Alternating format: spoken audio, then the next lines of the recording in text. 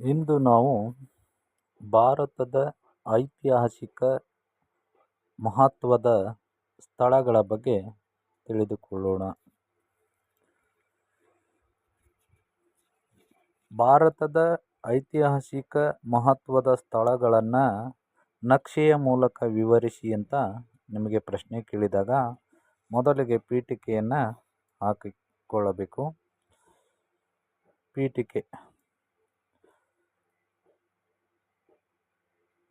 ಭಾರತದ ಐತಿಹಾಸಿಕ ಮಹತ್ವದ ಸ್ಥಳಗಳು ಕೂಡ ಭಾರತೀಯ ಸಾಂಸ್ಕೃತಿಕ ಪರಂಪರೆಯ ಒಂದು ಭಾಗವಾಗಿವೆ. ಇದು ಪೀಠಿಕೆಯಲ್ಲಿ ಬರೆಯಬೇಕು. ನಂತರ ಟೈಟ್ಲು ಭಾರತದ ಐತಿಹಾಸಿಕ ಮಹತ್ವದ ಸ್ಥಳಗಳು. ಒಂದನೇದು ದಿಲ್ಲಿ, ಎರಡನೇದು ಆಗ್ರಾ, ಮೂರನೇದು ನಳಂದ, ನಾಲ್ಕನೇದು ಸಾರನಾಥ, ಐದನೇದು ಸಾಂಚಿ, ಆರನೇದು ಹಂಪಿ, ಏಳನೇದು ಬಾದಾಮಿ, ಎಂಟನೇದು ಮಹಾಬಲಿಪುರಂ, ಒಂಬತ್ತನೇದು ಅಜಂತ, ಹತ್ತನೇದು ಎಲ್ಲೋರಾ, ಹನ್ನೊಂದನೇದು ವಾರಣಾಸಿ, ಹನ್ನೆರಡನೇದು ದ್ವಾರಕಾ, ಹದಿಮೂರನೇದು ಕೋನಾರ್ಕ್, ಹದಿನಾಲ್ಕನೇದು ಖಜುರಾಹೋ, ಹದಿನೈದನೇದು ಪ್ರಯಾಗ್. ಈ 15 ಸ್ಥಳಗಳನ್ನು ನೀವು ಯಾವುದಾದರೂ 4 ಸ್ಥಳಗಳನ್ನು ಕೊಡಬಹುದು ಅಥವಾ 5 ಸ್ಥಳಗಳನ್ನು ಕೊಟ್ಟು ಆ ಸ್ಥಳಗಳ ಬಗ್ಗೆ ನಕ್ಷೆಯ ಮೂಲಕ ಅಂದರೆ ನಕ್ಷೆಯಲ್ಲಿ ಅವುಗಳನ್ನು ಗುರುತಿಸಿ ಅವುಗಳ ವಿವರಣೆಯನ್ನು ನೀವು ಬರೆಯಬೇಕು. ಒಂದನೇದು ದೆಹಲಿ. ದೆಹಲಿ ಕೂಡ ಭಾರತದ ಐತಿಹಾಸಿಕ ಮಹತ್ವದ ಒಂದು ಸ್ಥಳವಾಗಿದ್ದು ಇದರ ಹಳೆಯ ಹೆಸರು ದಿಲ್ಲಿ ಎಂದು ಕರೆಯುತ್ತಾರೆ. ಇದು ಪಾಂಡವರ ರಾಜಧಾನಿ ಆಗಿತ್ತು. ಇಲ್ಲಿ 3ನೇ ಪೃಥ್ವಿರಾಜ್ ಚೌಹಾಣ್, ಗುಲಾಮಿ ಸಂತತಿ, ಖಿಲ್ಜಿ ಸಂತತಿ, ತುಘಲಕ್ ಸಂತತಿ, ಸೈಯದ್ ಸಂತತಿ ಮತ್ತು ಲೋಧಿ ಸಂತತಿಗಳು ಈ ದಿಲ್ಲಿಯನ್ನು ತಮ್ಮ ಕೇಂದ್ರ ಸ್ಥಾನವನ್ನಾಗಿ ಮಾಡಿಕೊಂಡು ಆಳ್ವಿಕೆ ಮಾಡಿದವು. ಇದು ಮೊಘಲರ ಕಾಲದಲ್ಲಿಯೂ ಕೂಡ ರಾಜಧಾನಿ ಆಗಿತ್ತು.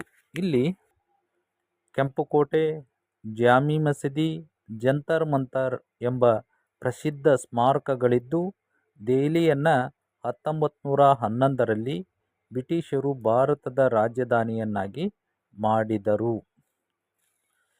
ನೆಕ್ಸ್ಟು ಎರಡನೇ ಪ್ಲೇಸ್ ಯಾವುದು ಅಂದರೆ ಆಗ್ರಾ. ಆಗ್ರಾ ಕೂಡ ಭಾರತದ ಐತಿಹಾಸಿಕ ಸ್ಥಳಗಳಲ್ಲಿ ಒಂದಾಗಿದೆ.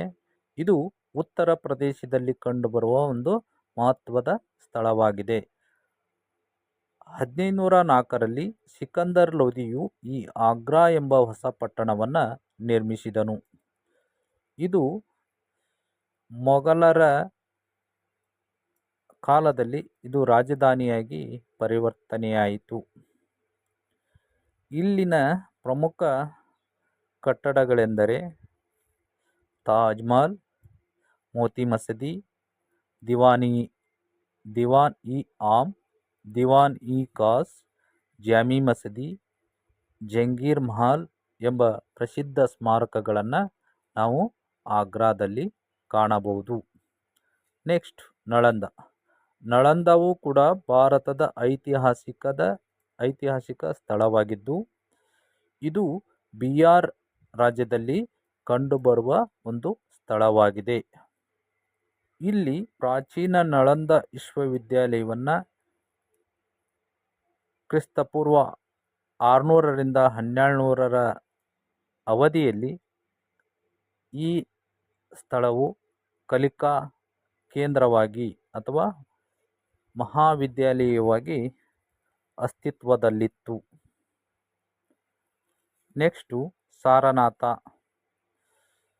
ನಾಲ್ಕನೇದು ಯಾವುದು ಅಂದರೆ ಸಾರನಾಥ.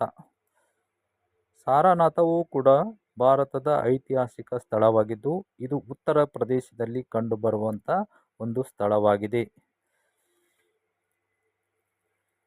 ಇಲ್ಲಿ ಬುದ್ಧನು ವಾರಣಾಸಿ ಬಳಿಯಿರುವ ಸಾರನಾಥದ ವಾರಣಾಸಿ ಬಳಿಯಲ್ಲಿರುವ ಬುದ್ಧನು ತನ್ನ ಮೊದಲ ಉಪದೇಶವನ್ನು 5 ಜನ ಶಿಷ್ಯಂದಿರಿಗೆ ಮಾಡಿದ ಸ್ಥಳವಾಗಿದೆ.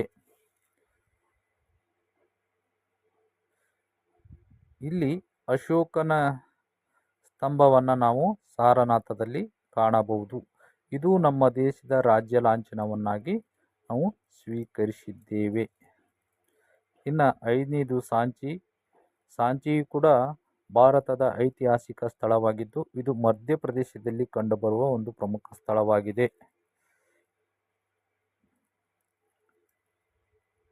ಇಲ್ಲಿ ಅಶೋಕನು ನಿರ್ಮಿಸಲ್ಪಟ್ಟ 8 ಸ್ತೂಪಗಳನ್ನು ನಾವು ಸಾಂಚಿಯಲ್ಲಿ ಕಾಣಬಹುದು.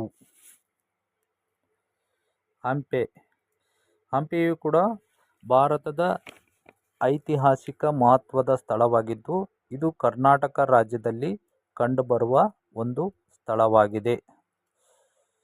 ಇದು ವಿಜಯನಗರದ ಒಂದು ರಾಜಧಾನಿಯಾಗಿತ್ತು. ಇಲ್ಲಿ ಸಂಗಮ, ಸಾಳ್ವ, ತುಳುವ ಮತ್ತು ಅರವೀಡು ವಂಶಗಳು ಆಳ್ವಿಕೆ ಮಾಡಿದವು.